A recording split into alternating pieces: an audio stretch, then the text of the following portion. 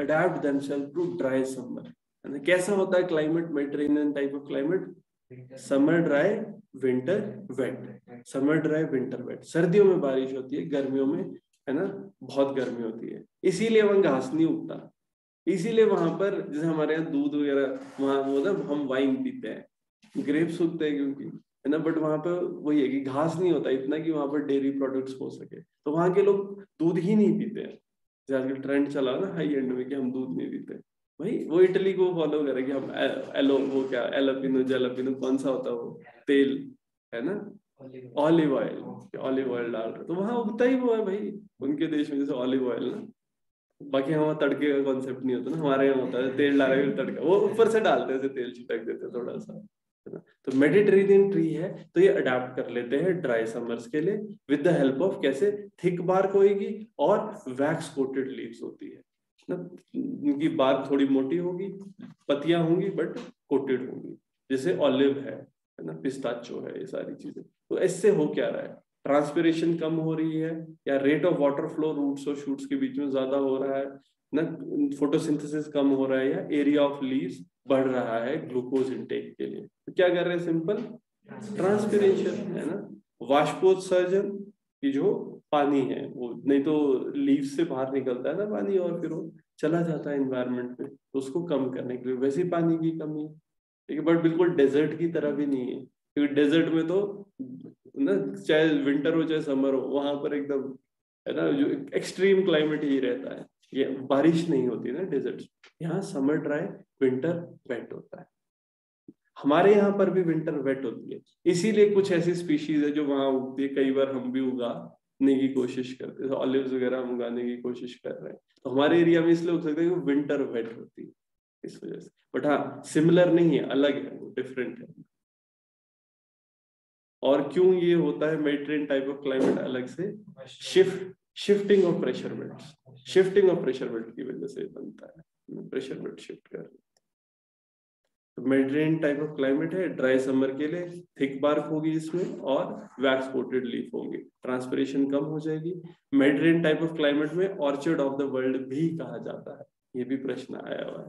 ठीक है, और मतलब अंगूरों की खेती यहाँ बहुत होती है, ऑर्चर्ड्स है।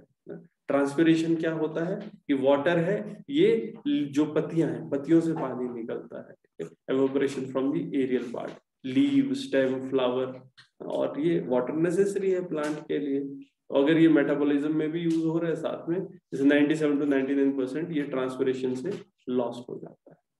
और तभी देखना कि जैसे पेड़ है ना, पेड़ के नीचे गर्मियों में बढ़िया फील होता है, ऐसा क्यों, ठीक है छाया तो देते ही है, बट दूसरी बात ट्रांसपिरेशन भी हो रही होती है, जैसे हमारे शरीर से पसीना निकलता है, पसीना निकलता है तो ठंडक फील होती है ना, क्यों, हमने बात करी थी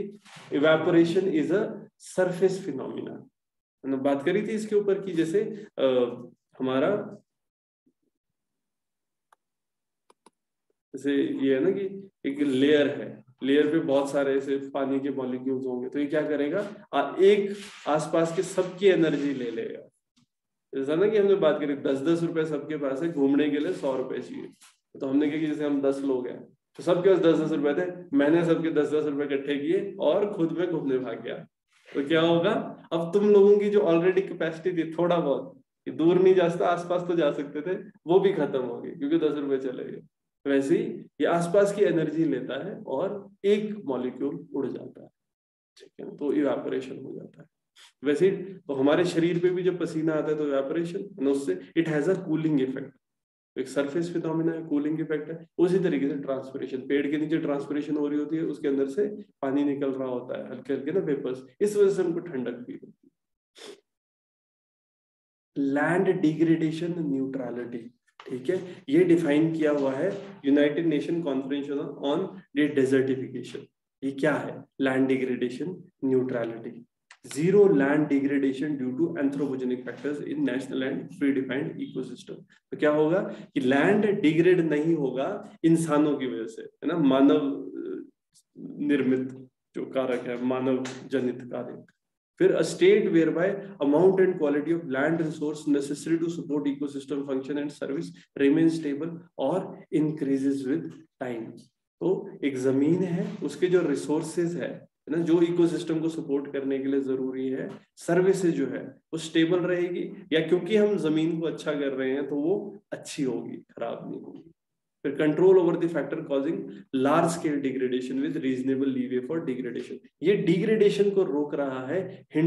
जो ह्यूमन इंटरवेंशन के बियॉन्ड है। और state where amount of land degrade is compensated by afforestation, पेड़ लगा रहे हैं ताकि net carbon neutrality, carbon sink remain एक ही रह सके। तो यहाँ क्या बोलते हैं हम, देखो बी टर्म है, इसके लिए हम यूज करते हैं कि या तो वो स्टेबल तो रही,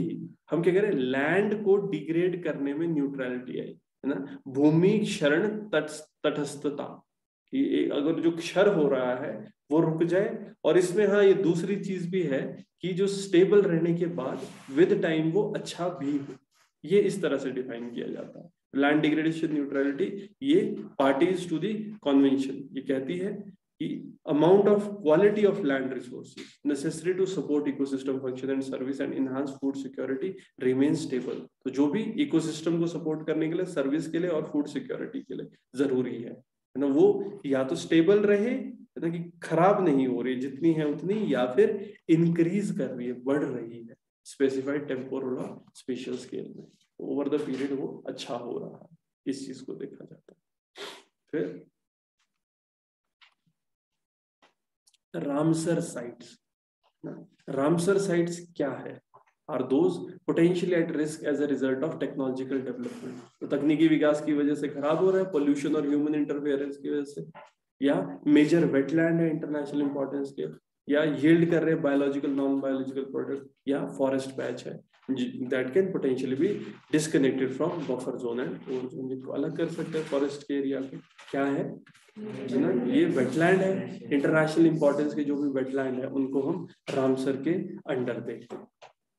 यहाँ मेजर वेटलैंड है। ये रामसर कहाँ पर साइन हुआ था, ईरान में, ये भी क्वेश्चन आया था। तो ये क्या होता है, वेटलैंड साइट है इंटरनेशनल इंपॉर्टेंस के, कन्वेंशन ऑन वेटलैंड के अंडर हुआ था। वेटलैंड क्या है, इकोसिस्टम जहाँ पे पानी होगा सीजनल या permanent, mangrove, Marsh, river, lake, delta, flood plain, flooded forest, rice की फील्ड्स भी होती है, और कोरल रीफ में एरिया जो 6 मीटर से डीप ना हो लो टाइड के टाइम पर। और ह्यूमन मेड वेटलैंड भी होते हैं, जैसे वेस्ट वाटर ट्रीटमेंट पॉन्ड्स बन रहे हैं, रिजर्वायर बन रहे हैं डैम्स के पीछे, तो 6% अर्थ सरफेस। लेकिन क्यों इनको प्रोटेक्ट करने की जरूरत है, क्योंकि 40% जो प्लांट और एनिमल स्पीशीज होती है वो यहाँ पर रहती है या ब्रीड करती है। इंडिया में हिमाचल में कौन सी है रामसर साइड, ठीक है ना, पौंग, चंद्रताल, रेणुका, ये कई बार क्वेश्चन आ जाता है हिमाचल के अंदर, ठीक है ना, पौंग, चंद्रताल और रेणुका। मैनमेड कौन सी है, with reference to United Nations Convention on Climate Change, consider the following statements। तो United Nations Framework Convention on Climate Change है, तो it is part of the Treaty of 1997 Kyoto Protocol। Kyoto चल रहा है, ठीक है, स्टार्ट किया था, और उसी से आगे UNFCCC चल रहा है, यस, क्योटो के साथ है। The framework set binding targets on green house gas emission for individual countries. Target binding है या नहीं, बाइंडिंग नहीं, INDC हर कंट्री खुद बताती है, इंटेंडेड नेशनल डिटरमाइंड गोल्स, है ना, और it contains no enforcement mechanism, वो इन्फोर्समेंट का मैकेनिज्म नहीं है बात,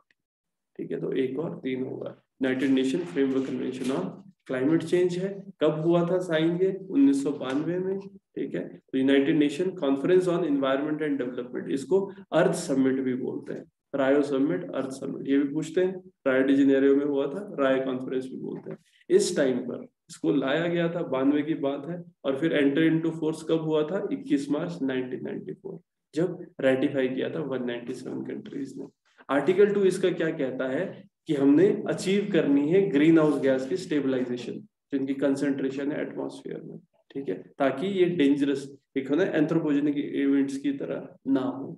ह्यूमन इंड्यूस्ड क्लाइमेट चेंज इतना ना हो जाए कि वो दोबारा से ठीक ही ना किया जा सके। ऑब्जेक्टिव क्या है ना, qualified, it should be achieved within a time frame sufficient to allow ecosystem to adapt naturally to climate change. तो यहाँ पर फूड प्रोडक्शन करनी है जो थ्रेटन ना करे या इनेबल करे इकोनॉमिक डेवलपमेंट की, और सस्टेनेबल मैनर में इसको किया जा सके।